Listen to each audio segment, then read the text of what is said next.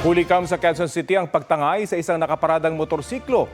Natukoy at nahuli ang suspect sa tulong ng CCTV. Balita hatid ni James Agustin.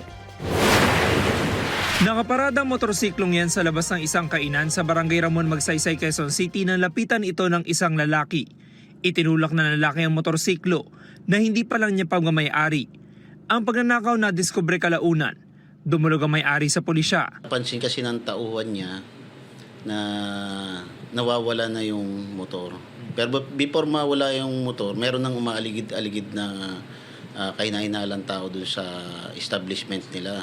Dun sa CCTV and dun sa Rogues Gallery natin, sir, nakita natin yung pagkakakilanlan ng suspect po natin. Sa follow-up operation ng pulisya, naaresto ang 24 anyos sa suspect.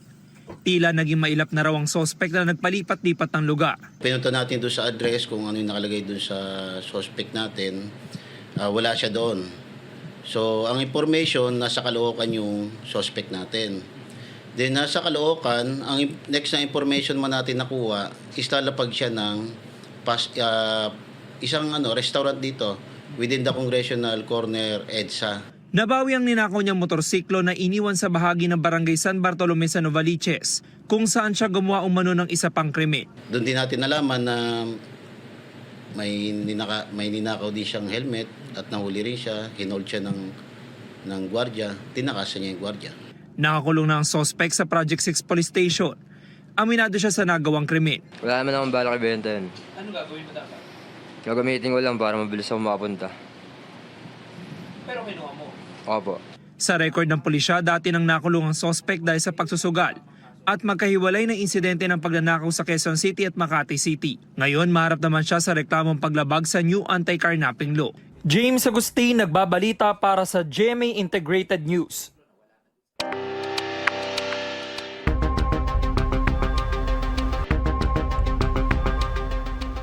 Itinuturing ng Department of the Interior and Local Government na armado at mapanganib ang negosyanteng si Atong Ang na wanted ngayon dahil sa mga kasong kaugnay sa pagkawala ng mga sabungero.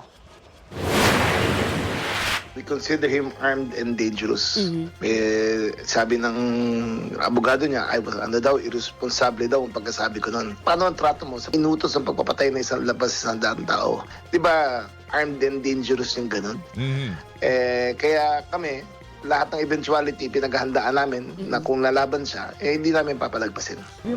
Sa panayam ng Super Radio DZBB, sinabi ni DILG Secretary John Vic Remulla na pinag-aaralan nilang magbigay ng pabuya para sa ika-aresto ni Ang. Si Atong ang na lamang ang hindi pa nahuhuli sa 18 akusado sa mga kasong kidnapping, with homicide and serious illegal detention.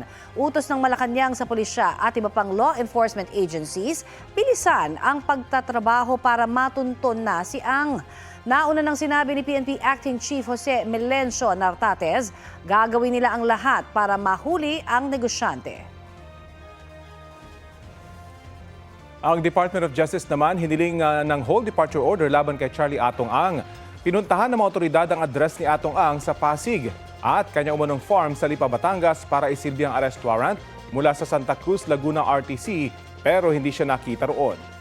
Balitang hatid ni John Consulta. Mga alas 2 ng hapon na magtungo ang PNP CIDG sa address ng negosyanteng si Charlie Atong Ang sa Pasig City para isilbi ang arrest warrant na inilabas ng Branch 26 ng Santa Cruz, Laguna Regional Trial Court. Noong una, hindi agad pinapasok sa nasabing bahay ang mga tauhan ng CIDG. Ito warrant of arrest. We will implement it whether you like it or not. Guard. We'll be giving them 10 minutes.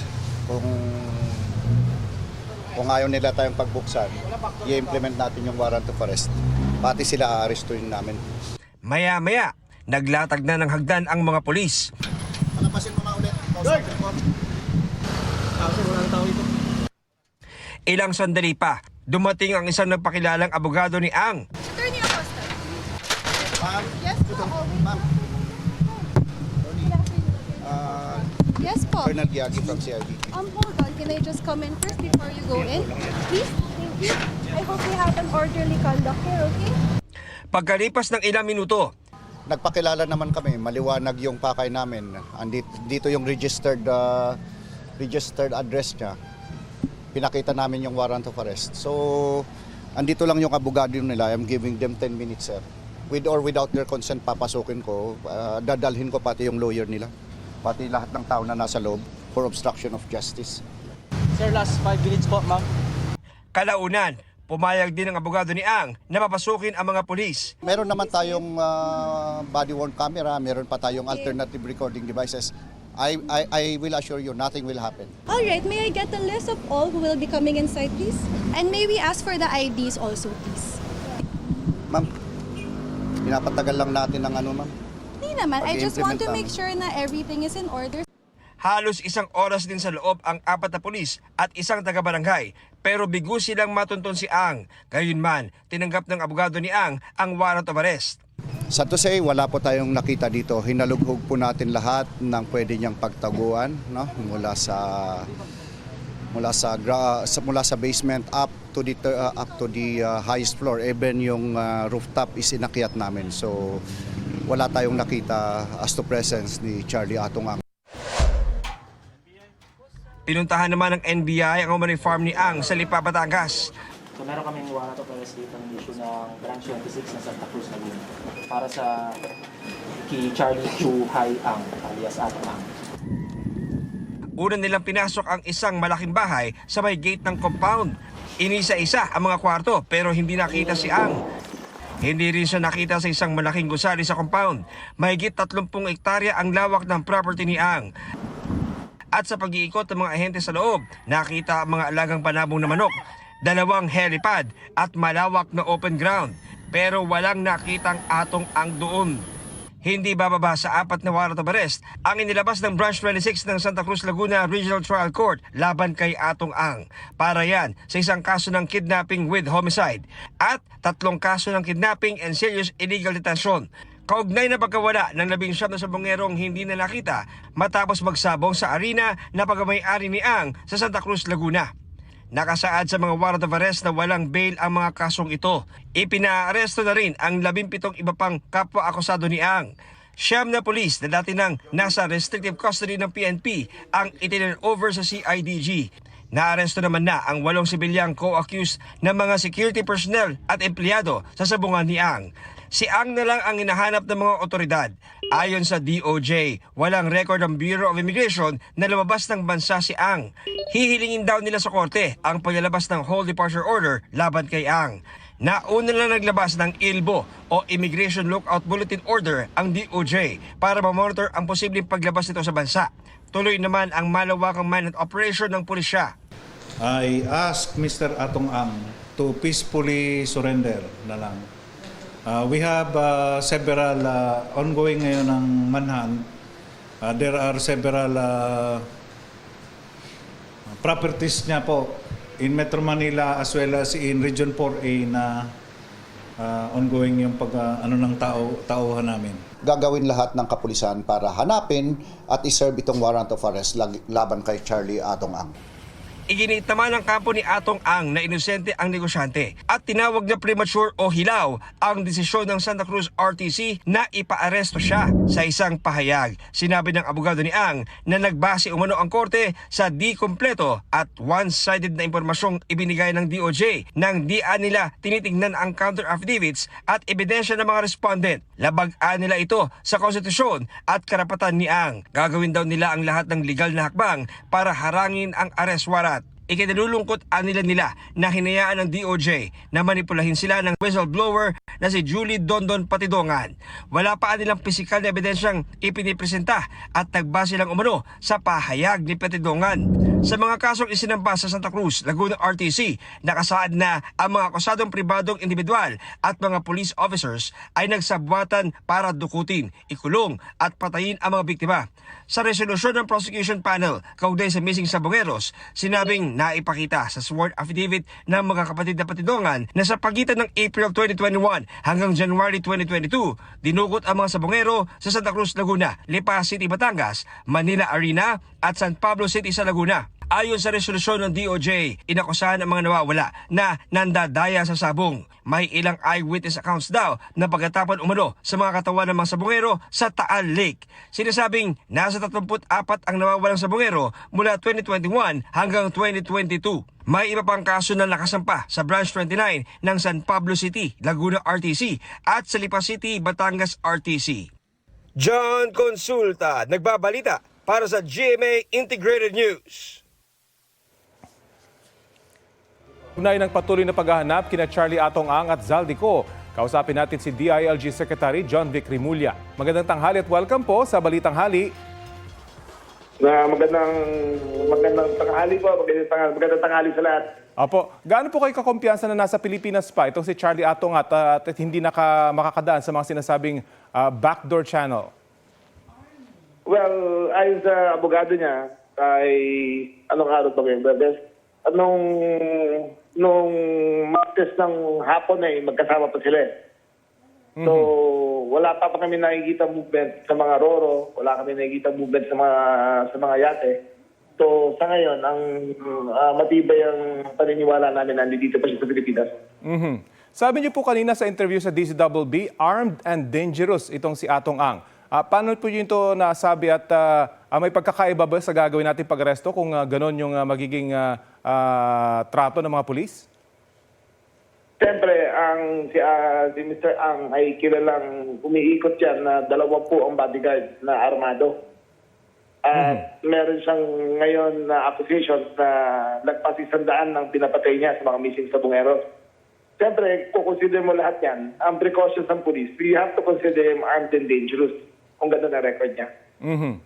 Ano pong sinabi ng abogado nitong si Atong Ang nang mailabas itong warrant? Kinukumbinsi na po ba siyang sumuko or may feelers na po ba siya para sumuko? Wala siyang sinasabing gano'n.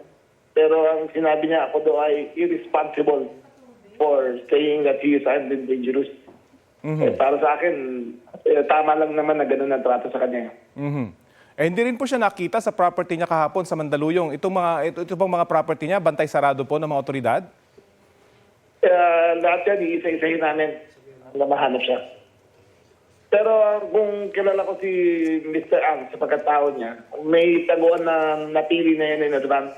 Kailangan na mahanap kung saan. At kumpirmado po ba yung pagbibigay niyo ng 10 million peso reward sa makapagbibigay ng impormasyon sa kinaroroonan niya?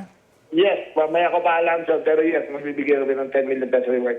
Sapat po kaya ito para sa palagay niyo? Sa ngayon, tingin natin kung saan papunta yan.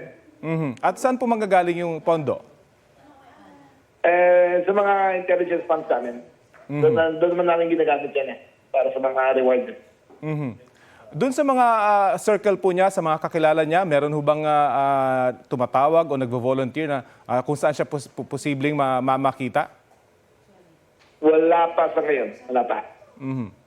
Mapunta naman po tayo. Update lang po kami doon sa kinaroroonan naman nitong si Zaldico.